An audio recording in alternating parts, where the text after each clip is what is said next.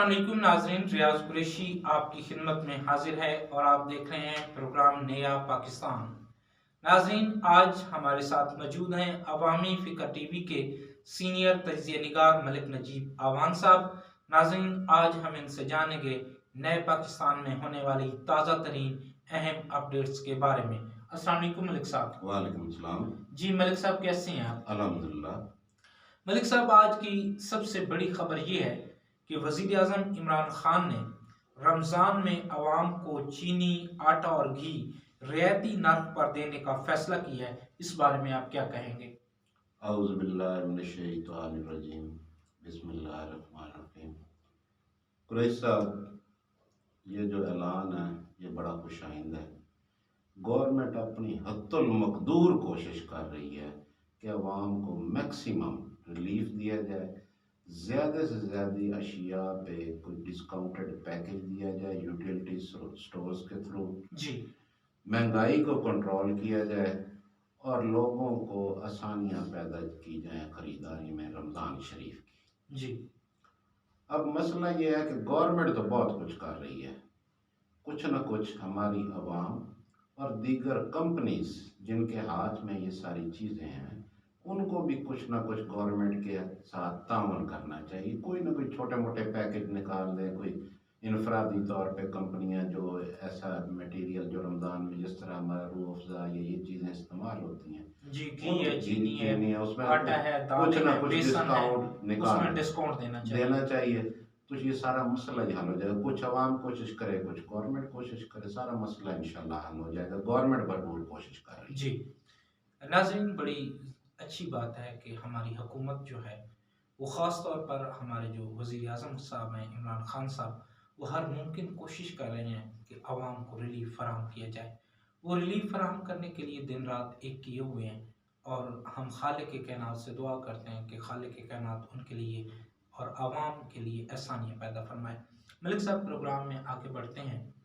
आज की दूसरी बड़ी खबर ये है कि पीडीएम ने पाकिस्तान पीपल्स पार्टी को शोकाज नोटिस जारी किया है और नून लीग ने गिलानी को अपोजिशन लीडर मानने से इनकार कर दिया है। इस बारे में आप क्या कहेंगे? कुरैश साहब, शो का नोटिस उन्हें एक वजह की बुनियाद पे जारी हुआ है। जी। एक तो वो मरियम की बातों की नफी करते हैं, एक वो जो है मरियम की ख्वाहिशात पे नहीं चलते। जी। पूरी 9 जमातों में से एक पीपल पार्टी है जो कहती है हमने आपकी बात नहीं माननी, मुश्तरका जो है मुशावरत से जो फैसले हैं उन पे चला जाए। जी। मरियम साहबा कहती हैं कि नहीं, या मेरी मर्जी चलेगी या मौलाना साहब की मर्जी चलेगी, जिस तरह हमने कहेंगे आपने हमारे पीछे चलना है।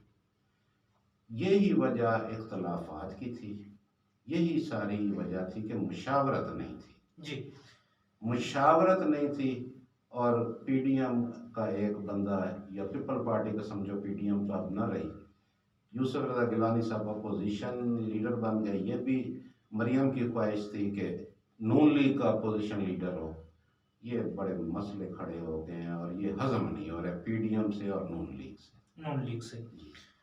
मलिक साहब, वज़ीर आज़म इमरान खान ने सबसे पहले इन सब लोगों को इकट्ठा किया है अपनी हिकमत अमली से और अब इन सब को जो इकट्ठे हुए थे हुकूमत को गिराने के लिए, उन सब को बेनकाब कर दिया है। क्या इसका जो फ़ायदा है वो इमरान खान को नेक्स्ट इलेक्शन में मिलेगा या क्या होगा? इस बारे में आप क्या कहेंगे?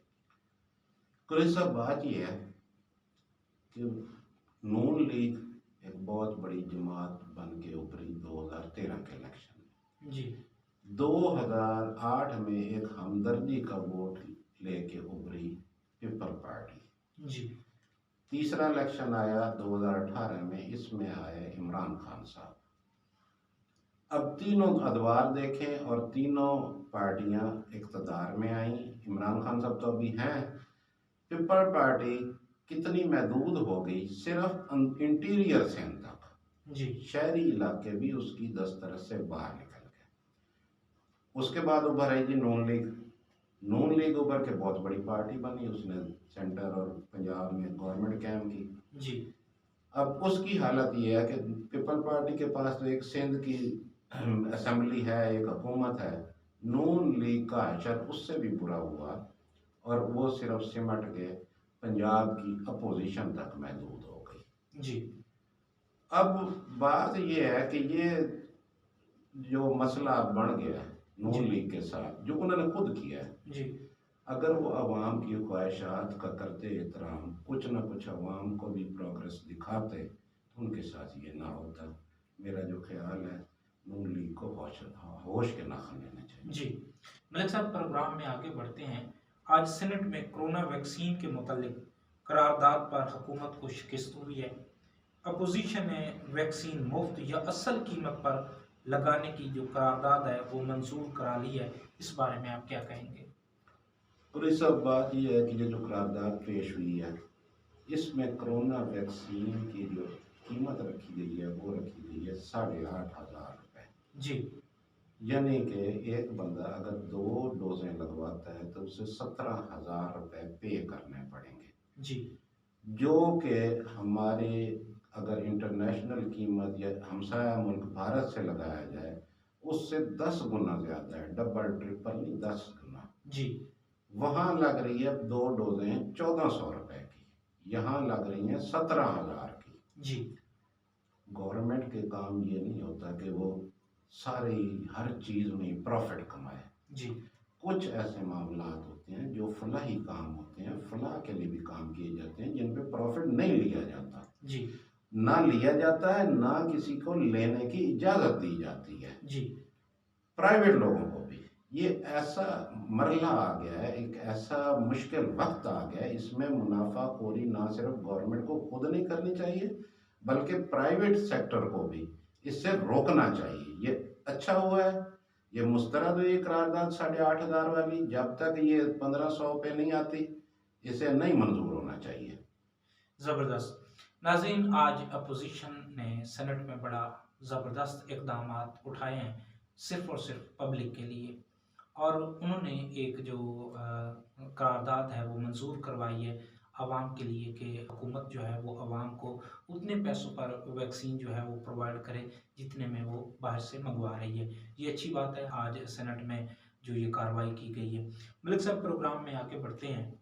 आज वज़ीर ख़ारजा शाह महमूद कुरैशी ने कहा है कि जनूबी पंजाब की महरूमियों के अज़ाले का आगाज़ हो चुका है। आप क्या समझते हैं कि पीटीआई हुकूमत जनूबी पंजाब को अलग सूबा बनाएगी या नहीं? तो पीटीआई गवर्नमेंट इमरान खान साहब की हद तक और कुछ लीडरान की हद तक, जिस तरह शाह महमूद कुरैशी साहब हैं, गिलानी साहब हैं, ये चाहते हैं कि यहाँ सूबा बने।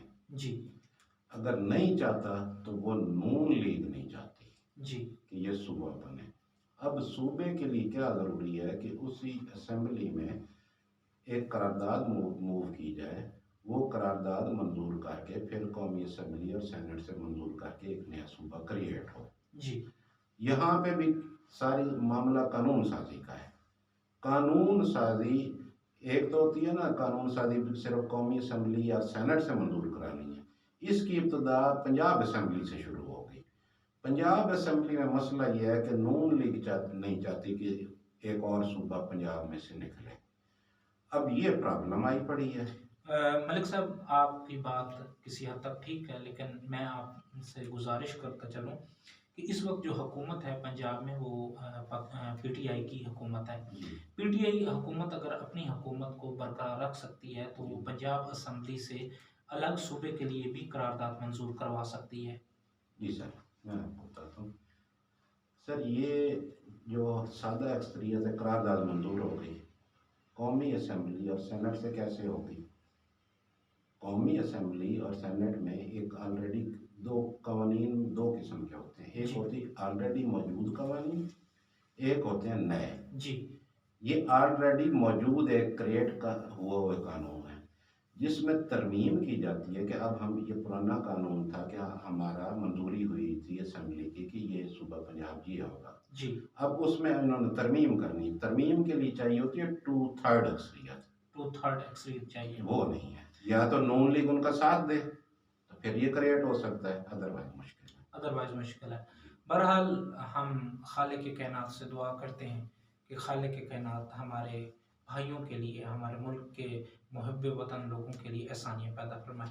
प्रोग्राम में आगे बढ़ते हैं मलिक साहब। आज परवेज़ इलाही साहब ने बड़ा एक बयान दी है जिसमें उन्होंने कहा है कि किसानों को बारदाना नहीं दिया जा रहा, पंजाब के किसानों की जो मुश्किलें हैं वो कब ख़त्म होंगी। उन्होंने आज सवाल उठाए हैं और उन्होंने ये भी फरमाया है कि हुकूमत गंदम नहीं खरीद रही तो पाबंदी किस बात की लगाई जा रही है। इस बारे में आप क्या कहेंगे? सर कुरैशी साहब, ये जो आधा बयान है ये तो बहुत अच्छा है।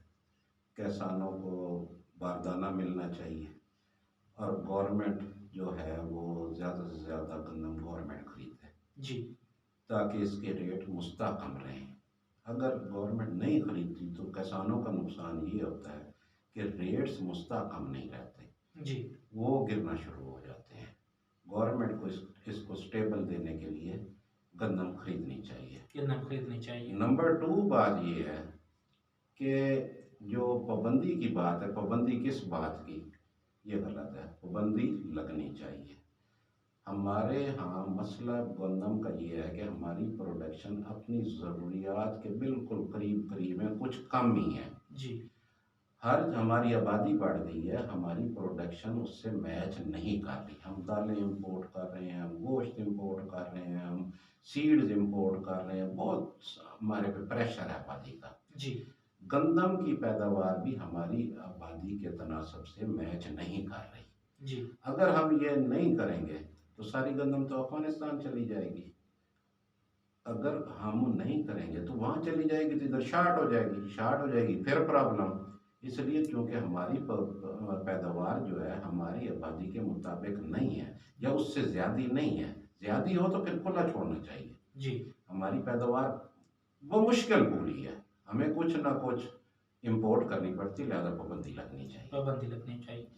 नाज़रीन, प्रोग्राम नए पाकिस्तान का जो मकसद है वो ये है कि दिन भर की जितनी भी ताज़ा तरीन अहम अपडेट्स होती हैं उनको आपके साथ शेयर करना होता है और उसका सही तज्ज़िया बयान करना होता है ताकि आपको पता चल सके कि हमारा मुल्क किस सिमत में आगे बढ़ रहा है और हमारी हुकूमत आवाम के लिए क्या सर्विसेज सर अंजाम दे रही है। इसके साथ ही अपने मेज़बान रियाज कुरैशी और मलिक नजीब को दीजिए इजाज़त। इंशाल्लाह ज़िंदगी बाकी, मुलाकात बाकी।